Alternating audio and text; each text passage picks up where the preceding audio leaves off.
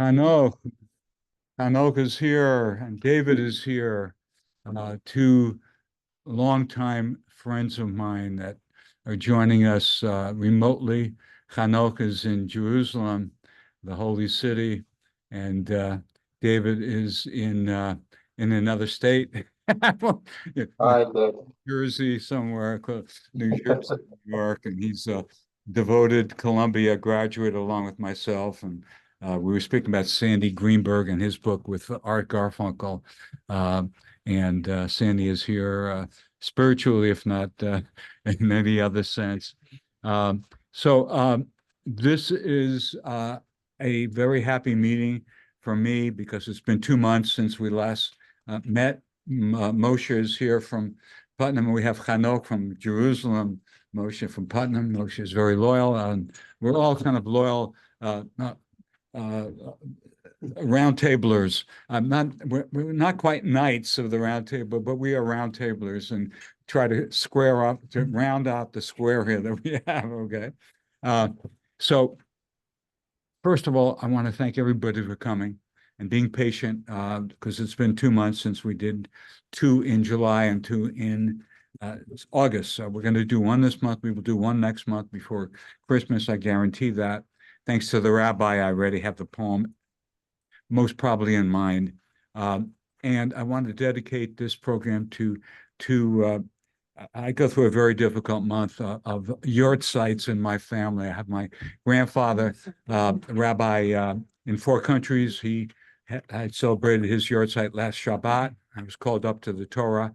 And then my mom is 2nd of Kislev, my dad the 10th of Kislev, and my brother Gabriel passed on the 15th. So I have all these family members, and it's like a candle is lit up in my home for an entire month. I'm going through mourning. So my mom and my grandfather inspired my mom. He knew Torah by heart, and my mom knew poetry by heart. She could look at a page of poetry and she explained it to me. And that's the reason I am able to do this, is my mom sat down with me very patiently. We went over William Butler Yeats' poem, Dave, as you remember. Oh, really? Yeah, the one about the second coming. Okay, so the second coming. My mom said I had no idea what was second coming was all about, but it has to do with another religion. So I learned about Christianity. Okay, and the second coming. What beast is this? Okay, that's a separate issue. So I dedicate this to my grandfather, Rabbi Moses Kalan Skinder, my mom Helen Skinder Schwartz, and the influence that they had on me for a love of reading poetry, and of course a love of our book, the Holy Book, the Torah, and all the commentaries. So today we're reading Sonnet 30. I picked it out. Why Sonnet 30? Shakespeare's written dozens and dozens of sonnets. A writer, a New York Times writer, A.O. Scott, who was there, happens to be of the Hebrew faith. He was their film critic for many years, and now Scott writes for the magazine. And so he was referring to this poem in terms of allusions. Now, what are allusions, Moshe? Allusions, what, anybody know the term allusions? What, ALLUSIONS? Allusions are what this poem is all about. It's about how one line, one verse can trigger off a memory of another verse. So that's what allusions mean. And so this guy, A.O. Scott, was talking about a famous writer, also of the Hebrew faith, who wrote a book called Remembrance of Things Past. That's, who is that, Dave? Proust.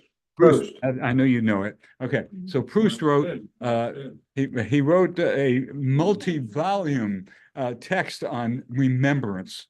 So if I'm to dedicate this, like to give this session a heading, I would say it's remembrance is number 1. It is grief is number 2. Grievance is number 1, and deliverance and connection is number 5. Okay, so the poem is so elusive. And just before I start this poem, I do want to refer to a poem. It's a very short one. Some of you may remember it. And the message is, it's called Radio. It's written by Diane de Prima, and I'm trying to focus on 2 or 3 major texts. This is just an introduction. Diane de Prima is a famous poet. She's kind of an activist, a socialist, a labor leader in California. She wrote a poem called Radio. Her grandfather was Jewish, I believe. She's Christian. And so she writes about how her remembrances of a prior life have not been deleted according to Jewish tradition. So just read the first part because it ties in so significantly to the themes we're talking today. She writes, I think I forgot to turn off the radio when I left my mom's womb. She says, in Hasidic Judaism, it is said that before we are born, an angel enters the womb, strikes us on the mouth, and we forget all that we knew of prior lives. That's Jewish mysticism, Jewish lore. And you already referred to that once, I remember. Yes, I'm referring it to again because this is all connected material, Moshe. Okay, so what she is saying is that she did not forget the prior life, and the prior life was her grandfather. And this guy was an activist. He was a rabble rouser. He was and that's what she became. So there's a lot of static. There are a lot of remembrances that we have, Moshe, that trigger off other remembrances and other remembrances. And this is what Shakespeare is getting at in this poem, that we never can forget, just like our liturgy says that Hashem never forgets the deeds and the sins of us as we come before him, that there is a ta'alumot olam, that God knows all of the secrets of the universe, including your secrets, okay? And that's nothing hid from God. And so Shakespeare, living, he died in 1616, I know that. So he lived in both the 16th and 17th centuries, and he's a writer of many tragedies, 14 tragedies, 17 comedies. And this poem is sad. It's a sad poem. And we'll learn, try to, in the first half hour on the poem, a half hour on the text sources, which I have not put out yet. I don't want you guys to be distracted. So let's start off with who was here first here. Who is here? Oliver. Oliver, you got to be with it. Okay, I'm going to call on you to read the first 4 lines of Sonnet 30. Went to the sessions of sweet, silent thought. Now, there are questions we need to ask just before Oliver starts. What does sweet, silent thought, what does that make you feel? Okay, when you start some sweet, silent thought, okay?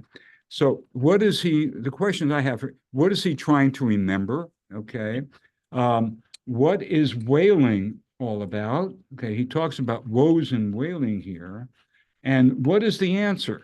In other words, he starts off with silence, he goes to wailing and woes and mentioned over, and then he finally winds up with a dear friend. So who is this dear friend? We need to answer those. So Oliver, you're going to do the first 4 lines. A sonnet is a poem of 14 lines, very short. That's the reason I pick it.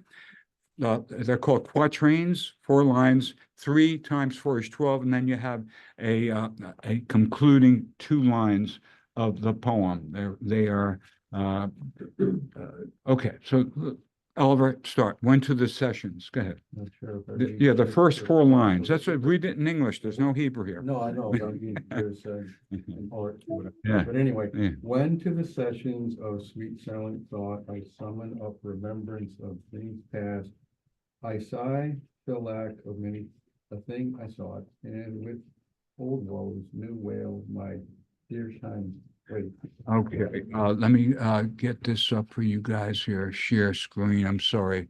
I do want to share screen with you guys. Let's see if I can share screen. Sonnet 30. Come on up. Okay, it should be on screen for you guys remotely. Okay. Now, Oliver, it's very, very, I'm telling you, Shakespeare is as compressed with meaning as is every word of the Torah. And that's the reason he is at that high level of importance in Western culture.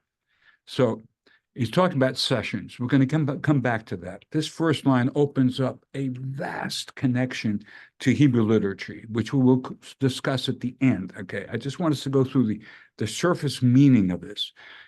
Sessions of sweet silent thought. Oliver, sweet silent thought. Isn't that beautiful? Isn't life would be wonderful if our passion was just to be in a state of contemplation, of meditation, of feeling at one with the universe and our friends.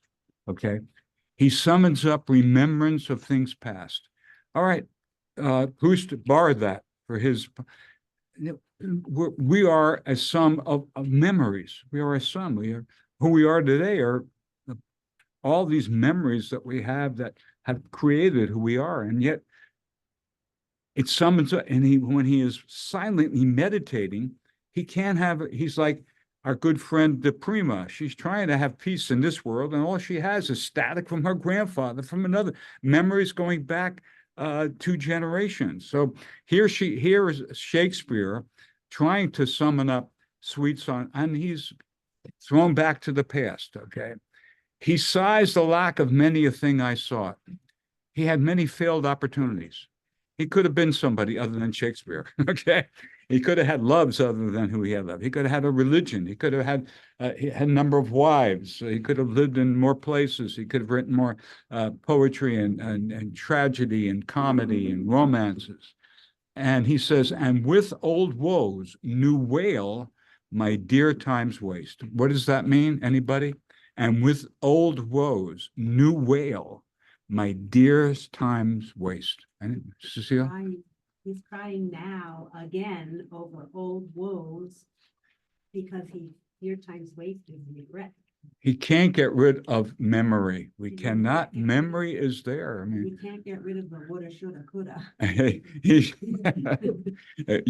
couldn't have said it better. Okay. But isn't he thinking about if his memories, he's sort of focusing in on disappointments or failures or absolutely to, absolutely, he's a failure. He really is Shakespeare, the greatest writer of poetry, and he's saying, look, I'm just like everybody else. I'm full of woes, and the woes will be coming up later, and new wail.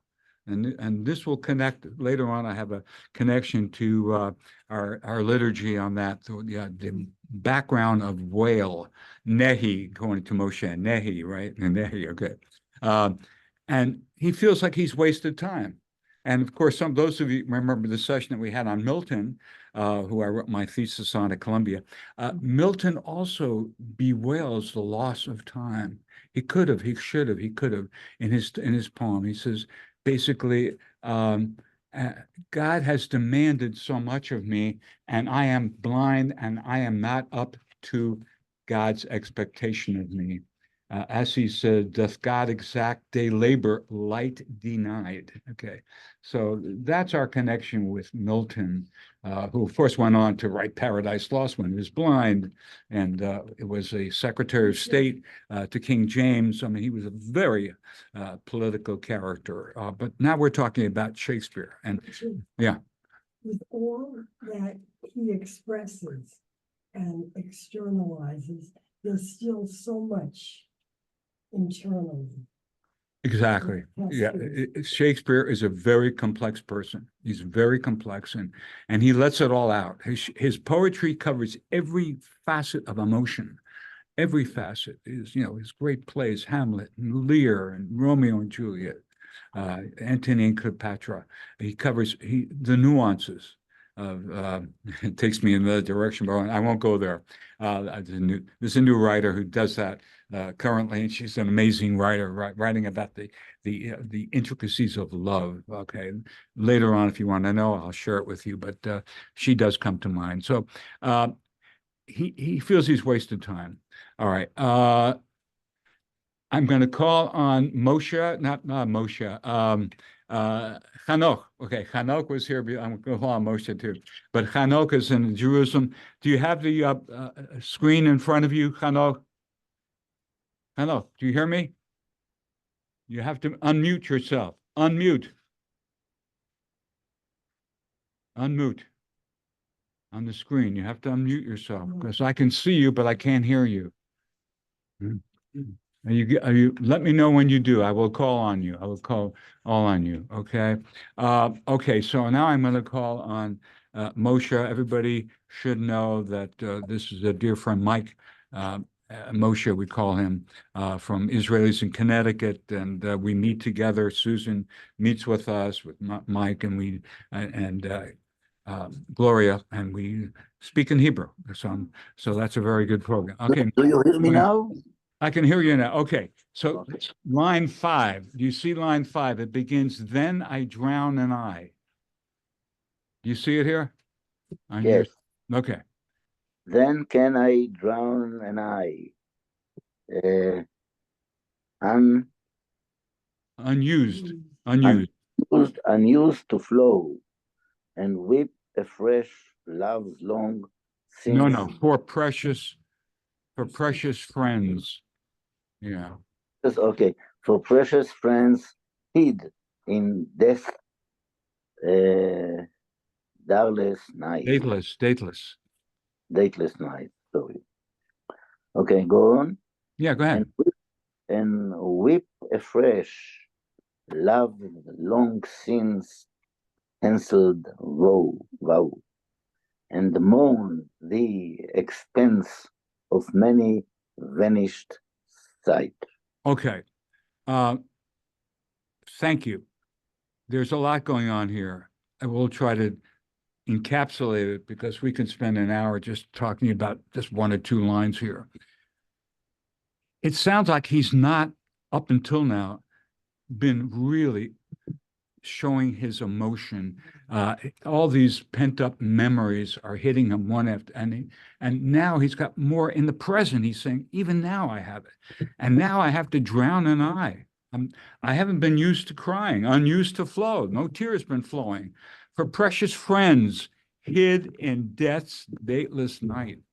How many of us have had that experience of Yortzeit time, Yizkor time, that the eyes flow with memories of some people that are lost in death's dateless night? Very strong image. It's kind of like very final. And weep afresh love's long since cancell'd woe. And he remembers, he's weeping with tremendous sorrow, which we'll talk about soon about Jeremiah. And moan and weep afresh love's long since silent woe, and moan the expense of many a vanished sight. And moan the expense, anybody, of many a vanished sight. Anybody want to tune in on this? What it brings out in you? Anybody, just raise your hand. I mean, we're a round table. The idea is that we all contribute ideas here.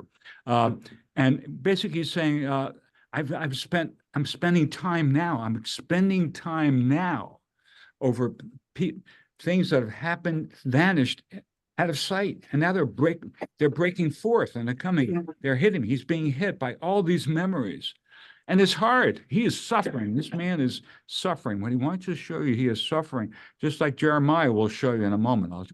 We'll come to that.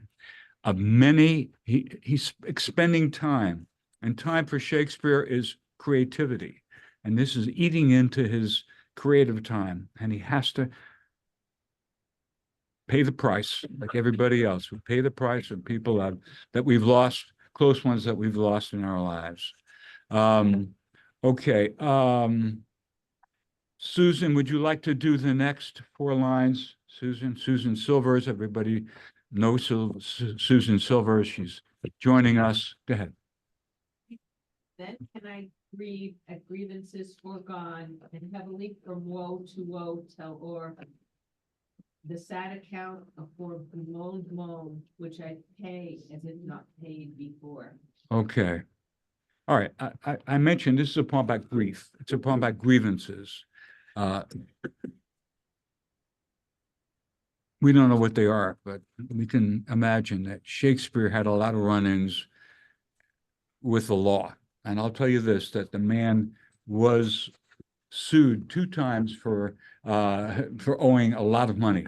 He had creditors. He was being chased. He 2 times he wound up in court trying to fight these lawsuits. So Shakespeare knows what it means to stand in front of the law, which we're going to get back to very shortly. Woe to woe. Okay, the sad account of forementioned moan, which I now pay as if not paid before. Okay, he's paying dues for all of his, shall we say, his misgivings. I could take it further, his sins. His sins, he's paying for it. We have a concept in Judaism called kofar, Yom Kippur. Yom Kippur is a holiday in which we basically give our souls as a substitute for the animals that we used to sacrifice in the Holy Temple, the Beit HaMikdash. So we pay a kofar, and we know that the high priests sacrifice a goat on Yom Kippur. There are 2 goats. One goes to Azazel, which is like a Gehenna, an area, Gehenna, which we discussed earlier, the valley of sin. Okay, and the other one is slaughtered in the temple. So we have one version of having to pay for sins. If they have not paid before, you're going to have to pay for them, and that's a major. Richard, yes, I have one note. Yes, you know, the whole idea of Yom Kippur is expiation, not kofar. Kofar is ransom. Well, yeah, kofar is a substitute. Kofar is ransom. Yeah, it is ransom. Ransom, yeah, but it also, Okay. I But totally Kippur, agree with you. but Yom Kippur is expiation. It's expiation. How do we expiate? We don't have goats to sacrifice that the chief Kohen had, but it's ourselves. We have to expiate ourselves, and that's what we pay. That's what the idea of pay is. Okay, it's a sum of money. Kofar is a ransom, which is a sum of money you have to pay in order to turn the clock back to you so that you're in 0.0. Okay. Okay, and I'm going to call on my friend Dave. We go back too many years for the last the real punchline here, Dave. Yeah. Okay. But if the while I think on me, dear friend, all losses are restored and sorrows end. Okay. So go ahead. Go ahead. So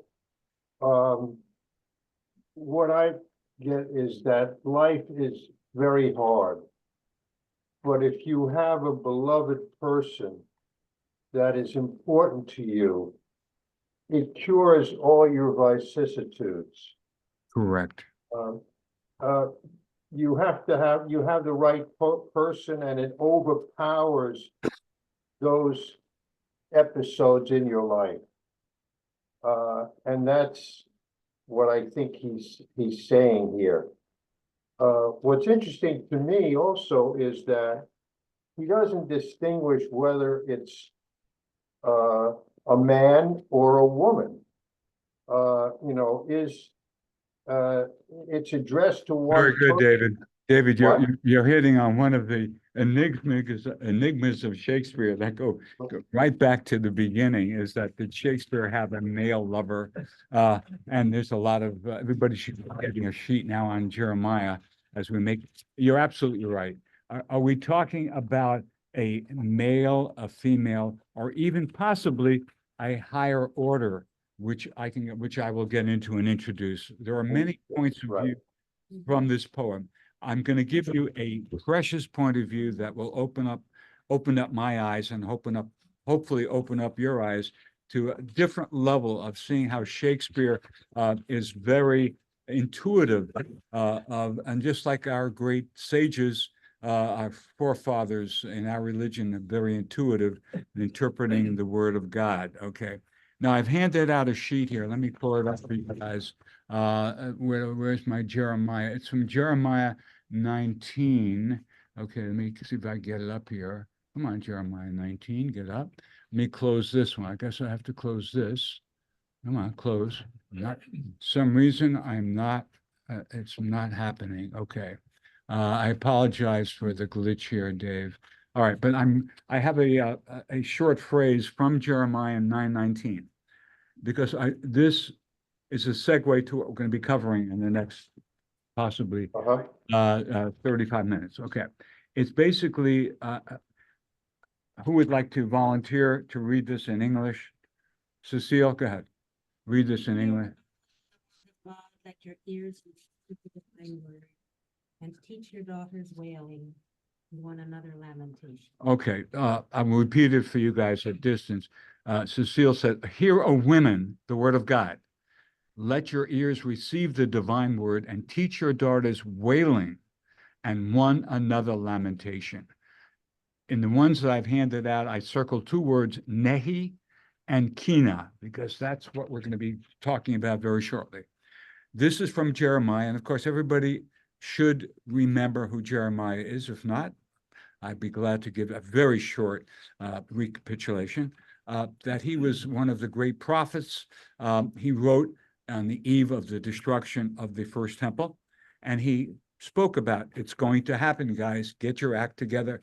You are going to suffer so much woe, and the women are going to be suffering so much because they're going to be not only losing their own lives, but the precious lives of their own children.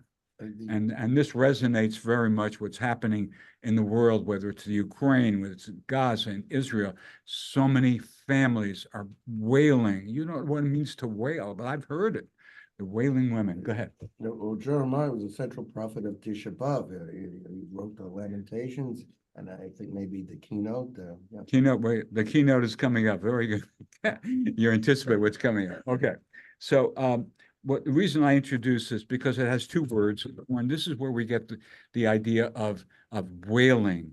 The idea of wailing. It's just not simple crying. It's not simple. It is really screaming. It is such piercing, heartfelt pain, grief. This is what it's all about. And this is what Shakespeare is trying to convey to us. Convey to us the nehi, the wailing, and another lamentation. Now, this brings us to the idea of keynote. Now, okay. This is cathartic.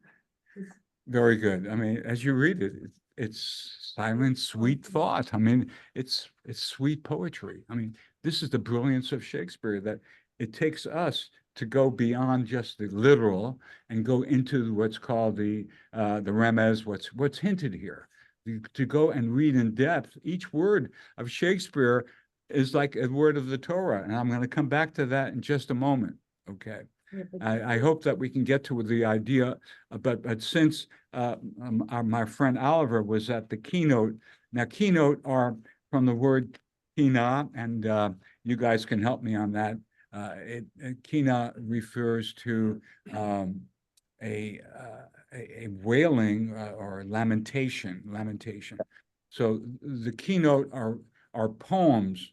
They were written over a period of 1,000 years, from the 300 of the Common Era to about 1,500, written by very, very extremely talented poets. They're called piatim, pietists. They're called from the word poet. Yeah, go ahead. Paitanim. Paitamim. Okay, so these are the pietists, and you have also the writers of keynote. And kina itself means like a wailing or lamentation, and keynote refer to many. And there are literally thousands of poems that have been written for over 1,500 years, from the 300s to about 1,600, that are considered lamentation poems. And we're only on the day of ninth day of Av, which is where Oliver and I connected. We read about 15 of these keynote. There are 80 and 90 in the book, in the book that we have, but we just happened to pick out 8 or 9. And for 2 years, I was given this one to discuss, so I'm rather familiar with it. And so I am going to pass out a sheet called Keynote for Tisha B'Av. You're not expected to, I've given the whole, yes, go ahead. This is a keynote. So this is just one of hundreds of poems of lamentation that have come to us through our great poets and writers over the years. And this is a keynote, it's keynote number 10. Richard, Yes, what I want to tell you that for Tisha B'Av, yes. there is in the Bible, there is a special scroll, Megillat Eicha. Now say that, say it a little louder. Yes. Megillat Eicha. Eicha scroll. This is what we read on Tisha B'Av, on Yes. Eve of Tisha B'Av. It is a And lamentation. The Eicha is No, a long, Eicha, it is about, I think, 7 or 8 chapters, and it yes. starts, Eicha Yashva Badad, Ha'ira Bat Yam. And it has Explain that a, in English to us. Explain no, what, it has a special, even a special music, like a special, how you call it, te'amim, special like cancellations, a- cancellations. Yeah, cancellations, yeah, like Eicha Yashva Badad, Ha'ira Bat Yam. It's starting. very good. So Eicha this is the collection of keynotes that we say in Tisha B'Av. Correct, correct. Yes, Oliver. I just had a quick question, so I can understand the Hebrew correctly. Yeah. So keynote is specifically sad and wailing and lamentation? All of them are, yes. Not generically poetry, like. No, it's specific, refers to specific, specific okay. tragedies. So be sure it's not just poetry. Oh, God, I mean, there's so much lamentation in literature that we don't even know about. I mean, it goes on, but the keynote are ones that the sages have picked out. These are the most significant, the most compressed. Now, this poem is very compressed. Read the background of keynote number 10. It talks about the Kahanim, the holy priests, whose duty was to preside in a halachic manner the holy temple, the Beit HaMikdash. That meant that they had to follow every single law in the Torah regarding how to sacrifice, how to take money in, how to deal with people, how to keep the Beit HaMikdash holy. Okay. And with this poet, now the poet that we're talking about, his name is Elazar HaKalir. Elazar HaKalir. He is one of the most amazing poets, and that's the reason he's chosen here. He's the one that composed Yedid Nefesh that we chant Friday evening, Yedid Nefesh, Avarach Aman, God. So he composed that. He is an amazing, and I cannot give you a date of his lifetime. There's such discussion. He was born 300, lived from 300 to 500, somewhere in there. Then I saw someone else said he's born in 1533. That's not important. The important thing is that his message. Now, in this particular keynote, the background is the following. There are Kahanic Mishmarot. These are the times when Kahanic groups, there are 24 groups of Kohanes. They lived in 24 different cities, and they had what's called a Mishmar. They were called to the Holy Temple for 2 weeks at a time, and they presided over the temple. They got all the temple benefits. They got all of the money that was given for tzedakah. They got all the goats and the other animals that were sacrificed, and they got to eat from it. They had to share with the Levites because our tribe, we didn't have any land. So the Levites, the Levitic tribe includes the Kohanim and the Levites. Okay, and so he speaks about these 24 different mishmarot. They came for 2 weeks from their individual city, and they presided. Now, what is important about this, each one of the 24 groups of Kohanim, they were basically taken away from their responsibilities because they goofed. They more than goofed. They committed such abominations in the temple that the temple was destroyed. If you don't have people taking care of your house, and you leave it, like some neighbors of mine, they bought a big home in New York City, and they left their home. Well, people came and they inhabited their houses, and they came home one weekend, and there were these strange people cooking in their kitchen. They kept a kosher kitchen. They had all kinds of chazarai going on. And that's the same thing here. The Beit HaMikdash needed to have administrators. These were the administrators, and they goofed. They goofed in many ways, okay? For instance, what did they do? They did not perform sacrifices they should have had. They brought in women and had relations with women. They did not take care of the tzedakah, the money that was donated to the temple. They used it for personal reasons. They did not wear the correct habit. They had to have, the ephod is one of them. Yeah, the Torah describes the various clothing that the Kohen has to wear. They blew it. Okay, now what I'm going to do here is just cover very shortly one or two of these 24, not all of them, because I want you guys just to get the feel of this, okay? The first one is Echa Yashva Chavatzelet Hasharon. That's right at the top, okay? And this is an acrostic, so that each stanza begins with the Aleph Bet Gimel. That's the acrostic here. That's the idea. Very compressed poetry, okay? And do I have a volunteer? Somebody, Moshe, do you want to read it? Hebrew, English, both, whatever. Yeah. I'm trying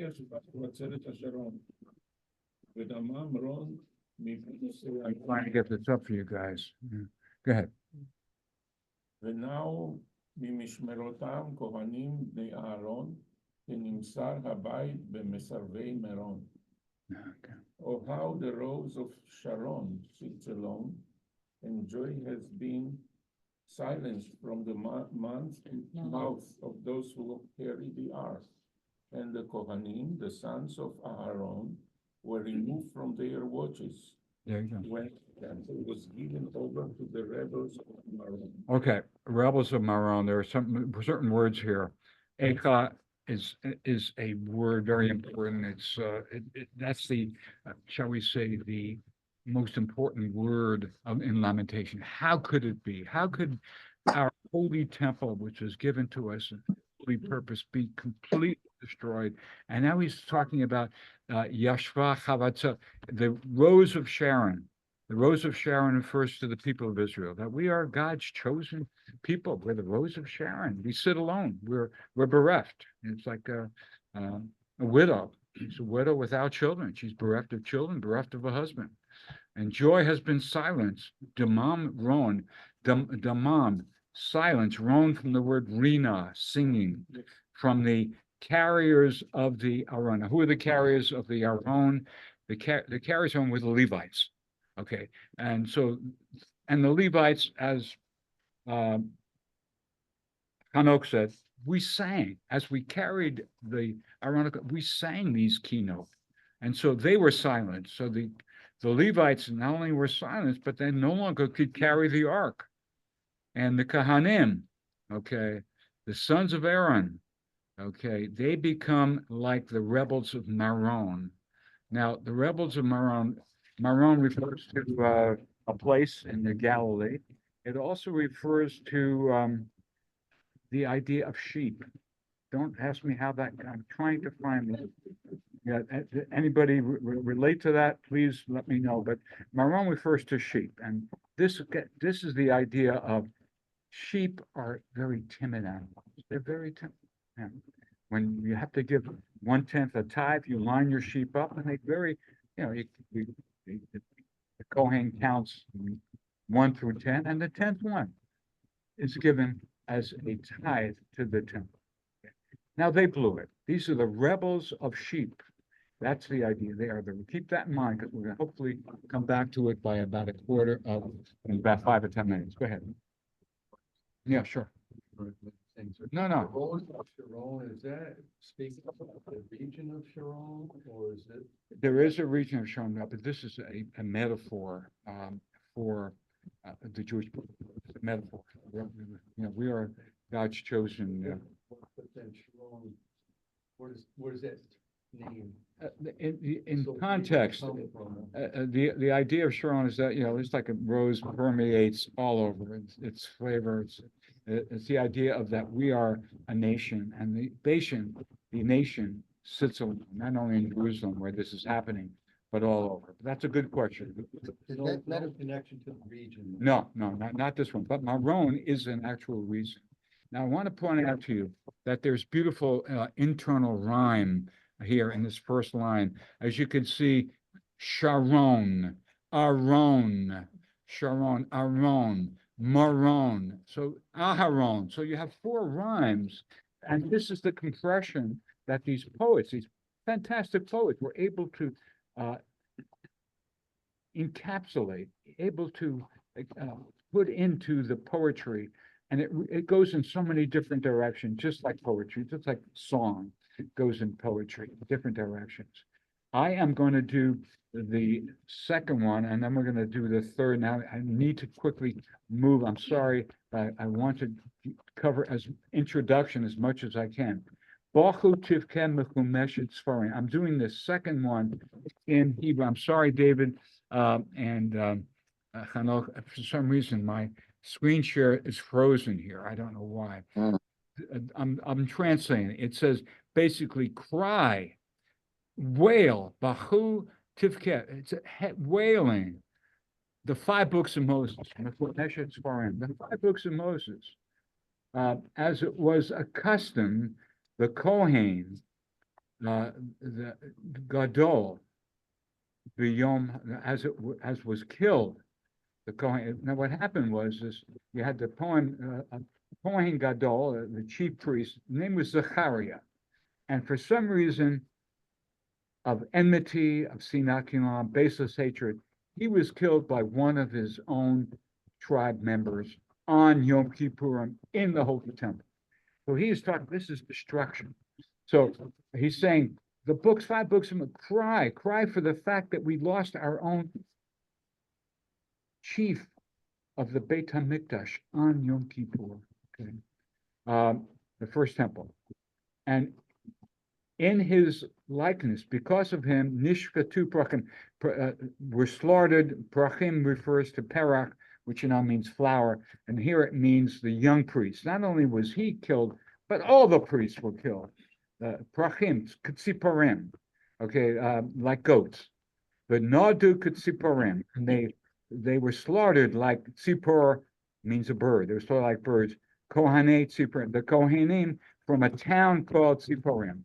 Now, I just throw this out to you because there's so much alliteration and so much beauty here to try to ameliorate the powerful message of sorrow which is conveyed.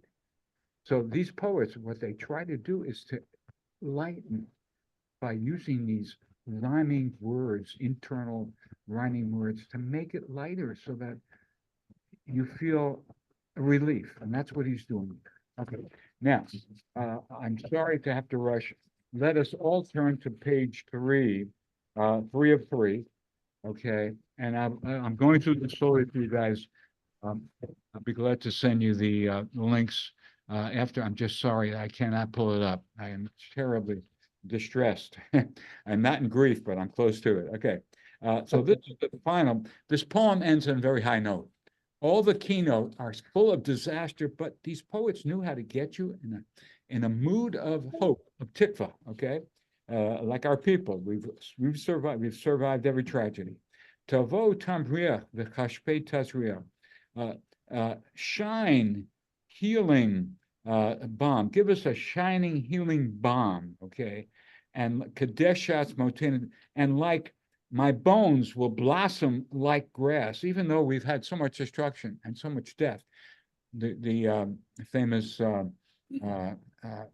image from Yechezkel, the coming forth of life from the bones on the desert. I think the scene of the dry bones. Yeah, this dry bones. So that's a reference to the seeding, the blossoming of the future will be from dry bones. V'reach nichochenu, reach nichoach, those of us who read the daily prayer refers to the sacrifice, that there would be a sweet smelling sacrifice coming in the near future. And the sacrifice should be fragrant. And he finally ends, Mishochanecha tarik shuli chamat areh. May your table host once again. May you come back to your table. He's talking about the holy table in the Beit, the Holy of Holies had a table, and only the Kohen Gadol could perform rituals. And he says, I hope that we can return, you Holy of Holies, you Kohanim that really messed up, go back to the temple. Okay. That is a summary, and I apologize for a very short summary of a beautiful keynote. Next year, come Tisha B'Av, we're going to do 8 or 10 keynote, and we'll delve into them. I only had 5 minutes for this one, and Oliver, I only had 5 minutes. I spent 10 minutes on it, so I feel I'm delving into it a little bit more. The translation is available online for the other lines if you want to get into it. Now, I said that we are going in a direction of lamentation and a direction of zichronot. Now, quick question.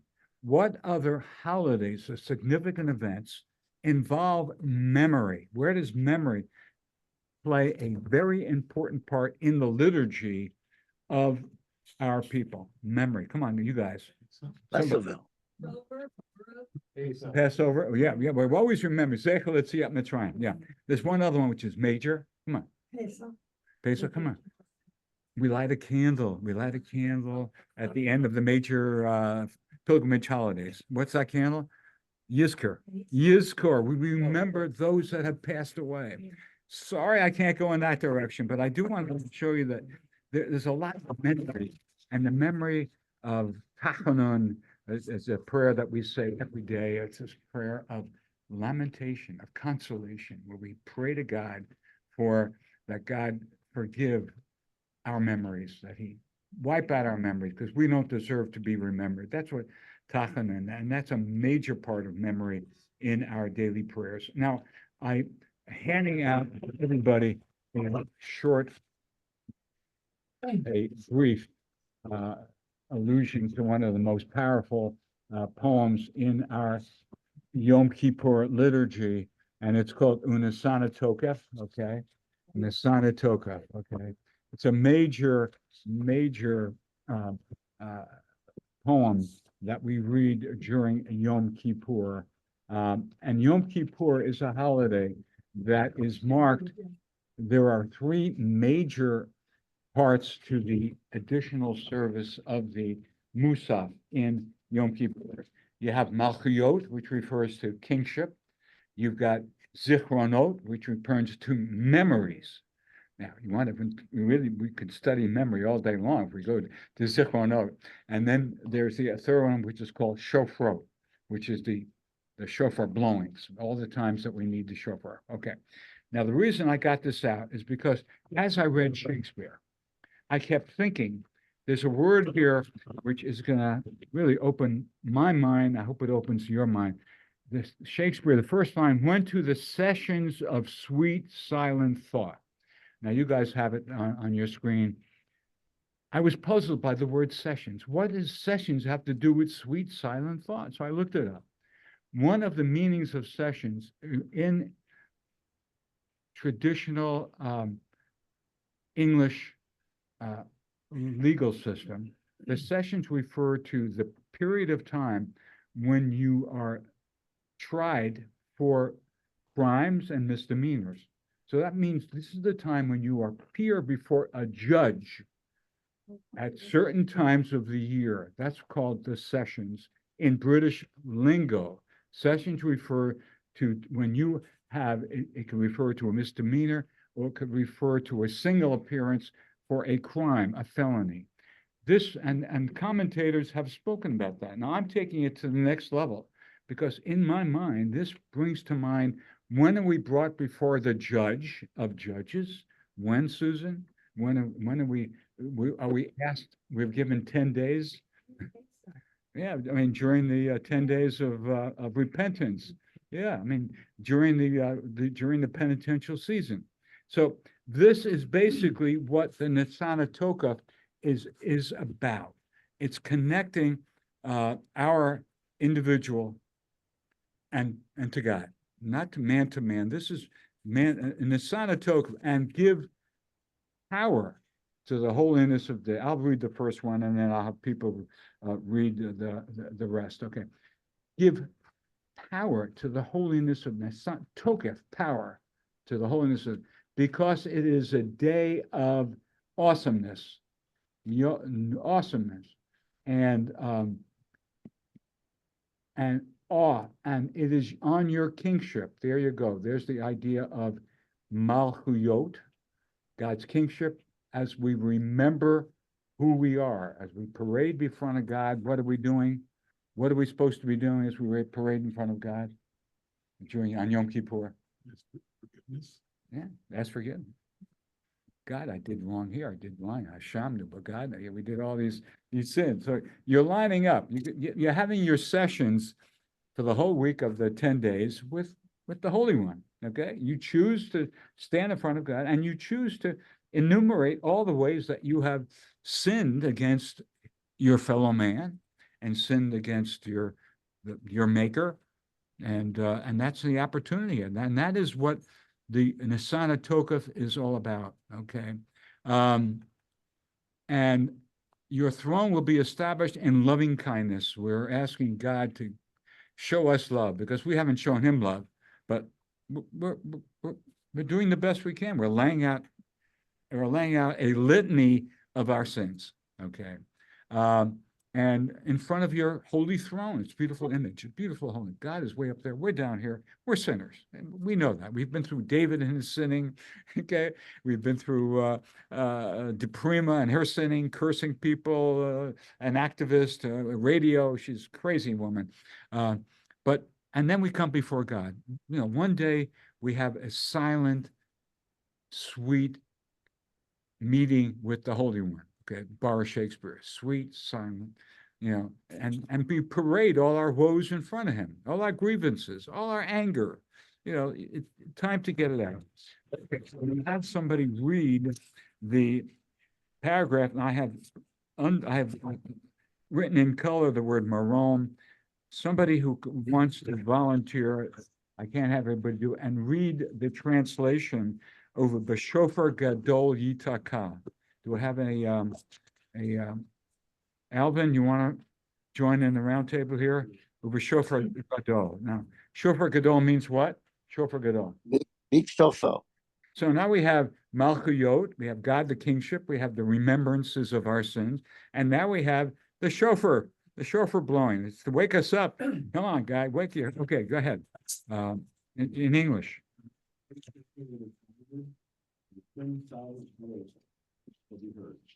Okay. And the angels shall be alive, and bread and food shall seize them as they proclaim, behold, the gate of judgment on which the hosts of heaven shall be judged, where they too shall not be judged blameless by you. And all creatures shall pray before you as the sheep. As a shepherd herds his flock, directing his sheep to pass under his staff, so you shall count and record the souls of all the living, and decree a limit to each person's days and describe their final term. Beautiful. Guys, this summarizes really the essence of where Shakespeare takes me. Now, Shakespeare takes you in different directions. He takes me, and I hope to a certain sense that this shofar, the blowing of the shofar, our meeting in a round table, will awaken you to the fact that, we are sheep. God puts us here for a purpose. Okay? Yeah. In other words, we are doomed to die. Yes, the God, translate in English, Chano.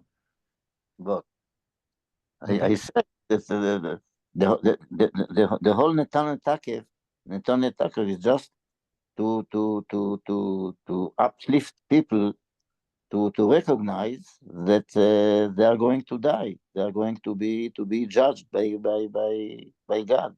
Yes, I take it one step further, that you still have life. Most of us, when we come on Yom Kippur to the congregation, Agudat Shalom, we have life, and we have a lot of life, and we want to Yeah, live but, as no, much. but I know, But of I course we agree have with, life, I agree and with you. we hope to have life. But I talk about the mood that Natan Tokev is trying to put you in, and the mood is fear of the verdict. You Sure, are now going, you are in front of a judge, and this judge is going to decide if you are going to live or to die. This is the whole idea. right. It projects the next year. Very, very true. Yeah. And we come like sheep. Now, what does that mean? We come like sheep. Are We we, are Chanok, I'll ask you this. Are we pleasant sheep? Are we pleasant? Are we come, do we follow our leader like the Pied Piper? no, we are in the mood of Natan Tokev is that we are frightened. We are in tension. We don't know what we are going to be judged. The Yom Kippur is the day of judgment, Right. and then and the in the Natan Tokev you have this a very very clear. Yes, it says ביום כיפור ייחתמו כמה יעברון וכמה ייברון, who will. Translate. Come on, we have people. And Moshe Shana, it is Yeah, written. It is written. yeah, yeah. So it Open means book. in Rosh Hashanah, Shakespeare is an open book, right? yeah. Go No, anywhere in listen, Shakespeare. here, מי יחיה ומי ימות, who will Sure. die and who will live, and who will stay alive, מי בקיצו ומי לא בקיצו, who is going to die in old and in good and lived long, We'll have or blanks who will be short. also, Yeah, very good. yeah. Kanok, I appreciate your, go ahead. I mean, it's in plain obvious, it's right there in your face. It's right there now. God is saying, listen, you will be in, all these things are going to happen in the last paragraph. And besides who shall live and who shall die and so on and so forth, but it describes exactly how the death will be, by water or by fire, by sword, and so on and so forth. It's enough to make everybody stop and really think about all this, and maybe perhaps change one's ways for the coming year. Yeah. Be more like sheep and follow the word of God, and try to make amends with ourselves. Above all, poetry, which is what I am in love with, you haven't realized, is making amends with yourself. How do I accept myself as I am now, and how would I like to be? Here I am, stuck here, 2024. I'd like to be another person. I don't like the person I've been. Now, to finish this off, what is the last two lines of the sonnet? But if while I think on thee, O dear friend, all losses are restored and sorrows end. I'll bring this to a quick conclusion so you guys can enjoy lunch. Okay. I want to say this, that what my interpretation would be, he looks toward a higher source. It could be a friend, it could be a male friend, a female friend, it could be God. And in our way of thinking, David, who is the greatest psalmist, the greatest writers of poetry that we have, source. Kalir is a great one too, but he always saw God as his final place. He connected very strongly with God, because if he followed God from the beginning, he never would have sinned. So I think what this poem is telling us, in briefly, you got your griefs, you've sinned, you realize you've sinned. The sins keep piling up. And how do you get rid of them? You turn your direction to a higher source. It could be a dear friend that you wronged 30 years ago, and you got to go back and make up, whatever it is. But I think this poem takes us to a great degree into some of the great liturgy of our people. And I hope you guys leave with some strong message and questions. You got to have questions, and I'm here to answer any questions that you may have. But if you're free to go, or you're free to discuss a few more minutes, whatever you got. Go ahead. Dave has a question. I'll be with you. Dave, yeah. Yeah. I was certainly impressed that you picked these three poems. And they're, you know, from your experience, they're linked by bad things happening. And what is your recompense? Recompense. Milton, it's God's grace. Your faith is enough to get you saved. Shakespeare, a beloved person, erases your misfortune. And the psalm is a transactional fact where I was in a bad spot and you helped me out. The Lord giveth and taketh. Blessed be the name of the Lord. This is, you know, I was in a bad spot and you pulled me out. And so that's a transactional thing. So that's how I, you know, that's how I link things together. Absolutely, David. The psalm changes my trajectory, so I have to honor you. Yeah, that's Psalm 30. If you go back to Psalm 30, which I had you. Right, which you assigned, Yes. the three things. Psalm 30 So- says, I'm sick down here. I'm sick of living down here, but it's my faith in you. I have such faith in you that you're going to give me grace, and I don't deserve grace, but I am going to, and that's the quality of someone who is the Mashiach, the potential savior of our people, is somebody that is so humble and so repentant and recompense. He's written these poems, 150 poems of just showing his connection to a higher source. You know, Devekus, they call it, Devek. Yeah, thank you. Blue, Very it's good. blue, yeah. Devekud, yeah. So thank you, everybody, for coming. I look forward to, I will announce it. It'll probably be the Wednesday before the festival of the great Christian festival of Christmas. It'd probably be that. Wednesday before Hanukkah. Yeah, Wednesday before Hanukkah, before our holiday, yeah. Yeah. You last made mention of the two very brief lines in Sonnet 30, hope after the dark thoughts before. There's a parallel to that with the Sonnet Tokef. The Yeshuva, Tzedakah, yeah, Maverin et Roa Hakazera, that the harshness. Yeah, will be. so after this dark drama of the angels and the sort of grisly second paragraph of different ways of tying, we have this one very brief statement turns it around and gives us Beautiful. Something optimistic. You hit it on the spot. Thank you, everybody, for coming. Look forward to Thank next. you. Okay, bye. Thanks, Dave. I'm gonna send you the text material that I was not able to post. I don't know. I think I lost the internet. That's what happened. Yeah. Okay. Bye. Be well. Bye. Everybody